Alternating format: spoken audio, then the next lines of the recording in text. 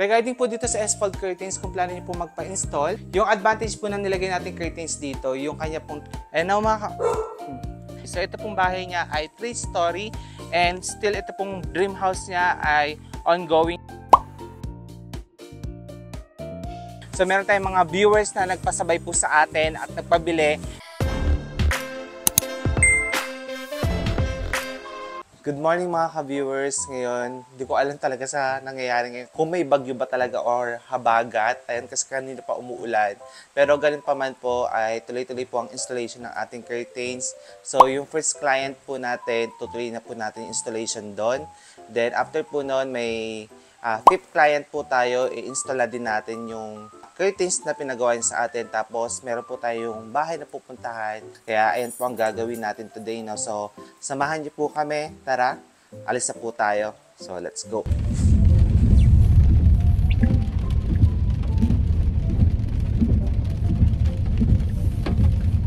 9 AM ay nag-start na po tayo ng installation at same process po, drilling, sewing at steaming iron po. Tapos mga ka-viewers, bago tayo umalis, pakita ko lang po sa inyo yung naging previous po natin in-install dito kay client number 1, still good looking pa din po. Iniwan muna po natin yung installation po kay client number 1, yung mga tao po. Kasi ay pupunta po ako ng Santa Ana, Pampanga para po i-ocular po yung bahay na ginawa po ni Rex Vlog. So, ayun, magsusukat-sukat lang po tayo doon. And mga ka-viewers, nandito na tayo sa bahay ng ating subscribers. So, ito po yung susukatan natin. So, yung iba po niyang window dito is, meron na po mga curtains. Then, yung lalagyan lang po natin yung mga plano po nilang papalitan. At yung plano po ng owner, S-fold curtains po yung ilalagay natin. So, samahan niyo po kaming mag-ocular dito. So, tara po, pasok tayo. Kung napansin niyo po, meron na pong mga kortina yung owner. At ngayon po, nagpasukat lang siya sa atin dahil plano niya po mag-upgrade at plano niya pong ipalagay ay S-fold curtains. So talaga, nung napanood niya po yung vlog natin, nagandahan po siya sa gawa, kaya ito po, nagsusukat tayo. So marami-rami po tayong mga windows ang susukatan dito and mga ka-viewers, yung iba po dito ay i-remain po natin yung cortina dahil okay naman po. Yung iba naman po ay babaguhin natin. So ito po yung kanilang master's bedroom. Kung magkakasundo po kami na client soon, hindi nyo na po makikilala yung kwarto nila. Next po natin ay si client number 5. Ito po palang bahay ay na-house tour na natin. Then nung napanood niya po sa vlog na nag-install na po tayo ng kortina, ayun po, kinontak niya po tayo at talo niya po magpa-install ng kortina sa kanyang dining area at living area. So ito po yung may mga sliding door kaya talaga maganda pong lagyan ng S-fold curtains. So nag-fit lang po muna tayo para po makita natin yung magiging itsura niyan.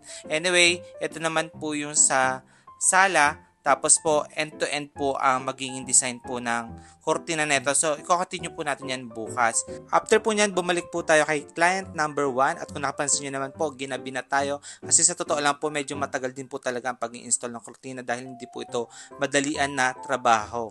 And ayan po mga ka-viewers, yung update natin sa first client po natin. So, ito po yung mga na-pending. And ngayon po, unti-unti po lumalabas na po yung ganda ng kanyang bahay. So, nakaisang doon na po tayo ng curtain na mahaba yan.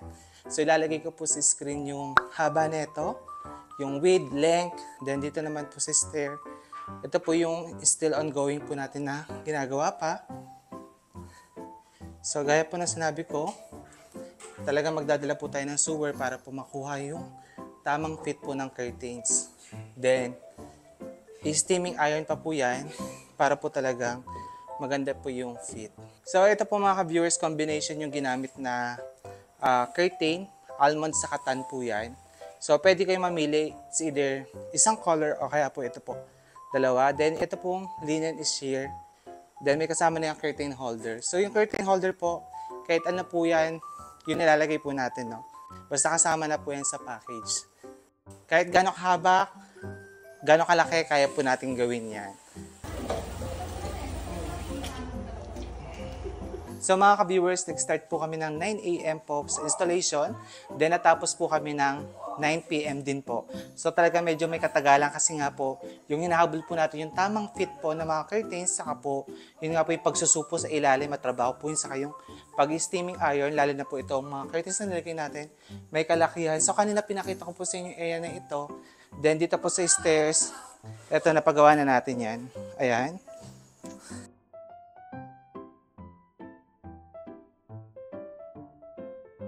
Regarding po dito sa S-fold curtains, kung plano niyo po magpa-install, bali mga ka-viewers, per window po tayo yung presyo nito. So kung gaano po kahaba yung length and width, ayun po yung magiging presyo niya. Tapos po, kung gusto niyo po ito, na visualize nyo na ganito po yung sukat ng inyong windows sa inyong bahay, yun, pwede nyo pong inquire sa akin kung magkano po yung presyo nito, no? So again mga ka-viewers, ang Facebook ko po, Billy Toledo Vlog, doon po kayo pwede mag-message regarding dito. And kung meron pa po kayong mga katanungan, inquiries, ayun po, re-replyan ko po kayo agad sa page po natin. So ayan mga ka-viewers, ito na po yung finished product natin. Bali ito po, ang ginamit po natin na blackout curtains steel, combination po yan ng smoke and steel. Ayun po yung code natin para dito. Pero kung iaano nyo po siya, light gray saka dark gray po yung pinaka-color niya. So ito pong linen natin ay sheer po yan with tassel din tayong kasama po sa package. And yung nilagay po natin na curtain holders. Yung advantage po na nilagay natin ditong rail track is hanggang ceiling po siya kasi wala po nakaharang sa wall. So ang maganda po pag ganun po na wala nakaharang sa wall, mas maganda po yung magiging fit po ng curtains. Ganyan. Ngayon po papakita ko naman po sa inyo yung sa dining area kung bakit ganun naman po yung nangyari sa bracket niya, naging wall mounted. And explain ko lang sa inyo mga ka-viewers, ito po yung nilagay natin kurtina is wall mounted po siya kasi usually po hanggang ceiling po dapat yan. Ngayon po kaya naging wall mounted, meron na po kasi napalagay yung owner na aircon. So ang ginagawa po, pag may mga ganito na po na aircon sa wall, sa taas, na paglalagyan po ng sliding door, wall mounted po natin yan. Pero mas better din po talaga siya kung hanggang ceiling po yung panels na lalagay po natin o yung track, then end to end po. Mas better po siyang tingnan doon, gaya po ng ginawa natin sa living area, end to end. Pero ganun pa man talaga, kaya po natin gawa ng paraan yan, which is yung other options po, wall mounted. So maganda po itong yan. Meron po itong roller, kaya po madali lang po i-move po yung mga curtains po na ito. Mas better dito mga ka-viewers kung meron siya ditong apple tree, dun sa kabila naman, orange tree po yung ilagay ng owner para balanse. Continue natin mga ka-viewers yung vlog. Bali nandito na po tayo sa Las Piñas and inaantay lang po natin yung kamit po natin na architect para makapasok na po tayo ng subdivision at masukatan na po natin yung ocular po natin na bahay. So ayun, nakarating po tayo ng Las Piñas. Mamaya meron din tayong Cavite naman, kaya ayun po medyo busy tayo. Tapos bibili din tayo ng mga artificial plant kasi meron mga nagpasabay sa atin ng mga subscribers. So mga ka-viewers, nandito na po tayo sa bahay ng ating subscribers from USA. So ito pong bahay niya ay 3-story and still ito pong dream house niya ay ongoing po ito, kaya meron pa po tayo makita mga debris, mga construction materials sa loob po ng bahay. Ngayon, ang gagawin na po natin dito is ocular plus, syempre sama na po natin sa vlog para makita din po ng owner yung pinapagawa niya pong dream house, kung ano na po yung mga nangyayari, ganyan. So iba-vlog po natin, no? So tara po. So ito po yung bahay ng ating subscribers. So kung napapansin niyo po, malapit-lapit na po ang pagkatapos nito, no? Tapos ayan na po yung gate. So quick tour lang tayo ha. Ito yung garahe na still ginagawa pa din yan. Ayan. Then tara, pasok po tayo sa loob. Hello po. Hello, ayan si sir. So ito yung living area.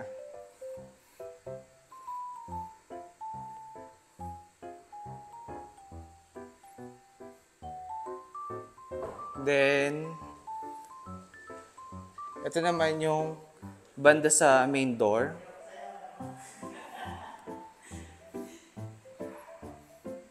Tapos ito po yung sa kitchen area.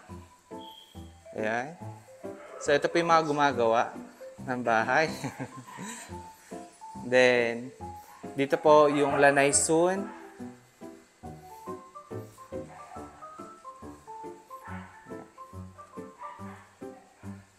Tapos ayan. Then dito ay merong bedroom sa baba. Ito yung bedroom sa baba niyan. Pasensya na po kung medyo makalat na konti, may naayos pa po kasi dito. Then, ito po yung powder room.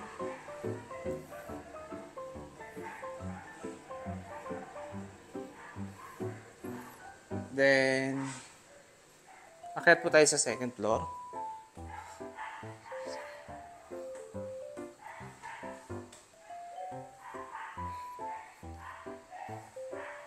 Dito po merong master's bedroom.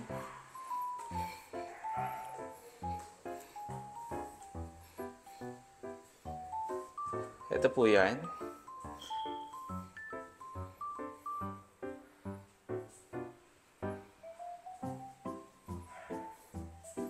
Change angle tayo. So, naka-ready na din mga aircon ni Madam. Ready to install na yan soon. Then, ito po yung master's bathroom.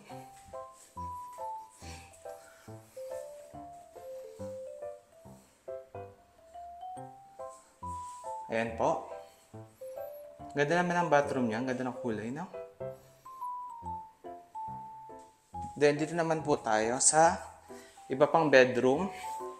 So, pangatlo na to. Ayan. Then, ito naman yung pang-apat po na bedroom. Same vibe sila ni bedroom number 3. And ito po si common bathroom dito sa second floor. Same vibe po sila ni powder room. Then, dito na po tayo sa top view ng kanyang living area niyan soon. Ayan. And, dito po. Sa third floor naman tayo. Dito marami pang ginagawa.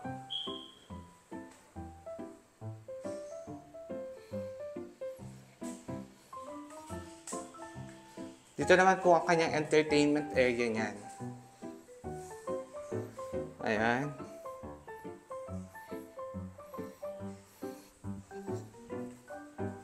Then ito. Tapos meron po siyang malawak pang balcony dito. Then dito po tayo sa area na ito.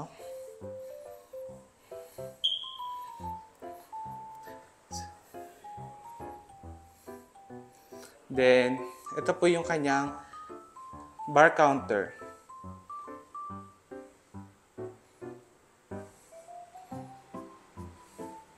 So, napalaban ang ating kasama. Kaya?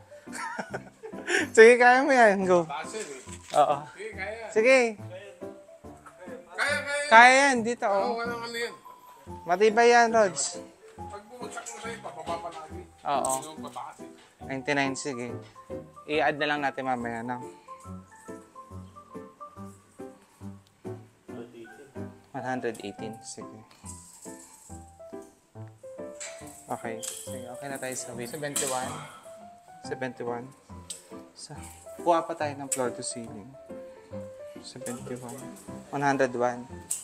Sige. 55.3. Okay, sagad na talaga siya. Kay Billy Toledo po, bawal po ang magpahinga. So, next client po tayo. So, nandito po tayo sa Cavite. Ngayon po, meron na po dito mga na-install po na Korean blinds. Ang i-install lang po natin dito ay asphalt curtains para sa kanya mga remaining po natirang window na wala pa pong curtains. So, yun po ilalagyan natin, no? So, pwede naman po natin gawin yun. Kung meron na po kayo nakuhang mag-install ng blinds, okay lang po kahit small project, tumatanggap po tayo. Basta, number 1, hindi po tayo malugi dahil po nagpapasahod tayo ng tao po. Hello mga ka-viewers, so nandito tayo sa mga bilihan po ng mga home decor na artificial plant. So meron tayong mga viewers na nagpasabay po sa atin at nagpabili kasi po mga ka-viewers, ayun naman kung compare po natin sa mall, talagang abot kaya po ang presyo ng mga ito. So marami po kayong mapipili dito. Then meron talaga yung mga magaganda po nilang paso. Ayan, meron. So PM lang po, PM lang sa mga gusto pong magpasabay sa atin. Ayan po, no? So, ito po, soon, makikita nyo, i-deliver po natin yan sa mga subscribers po natin, yung mga nagpasabay po sa pagbili natin ng halaman or yung artificial plant.